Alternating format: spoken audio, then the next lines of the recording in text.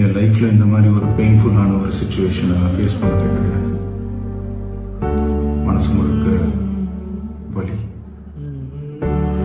நடக்கக்கூடாது நடந்துருச்சு. கிட்டத்தட்ட ஒரு 5 மாவட்டத்துக்கு பிரச்சாரத்துக்கு போனோம். இந்த மாதிரி எதுவுமே நடக்கல. ஆனால் கரூரில் மட்டும் ஏன் அப்படி நடக்குது? எப்படி? மக்களுக்கு எல்லா உண்மையும் தெரியும். மக்கள் எல்லாத்தையும் பார்த்துக்கிட்டு இருக்கிறாங்க.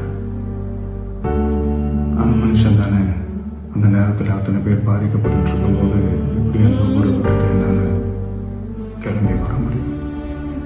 கூடிய சீக்கிரமே எல்லாரையும் நான் சந்திக்கிறேன்.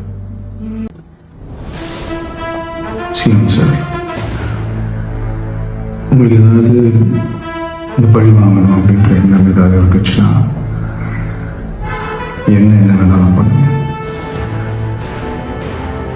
அவங்க மேலே கை இருக்காதீங்க. நான் ஒன்று வீட்டில் இருப்பேன், இல்லைன்னா ஆஃபீஸில் இருப்பேன். என்ன வேணாலும் செய்யுங்க.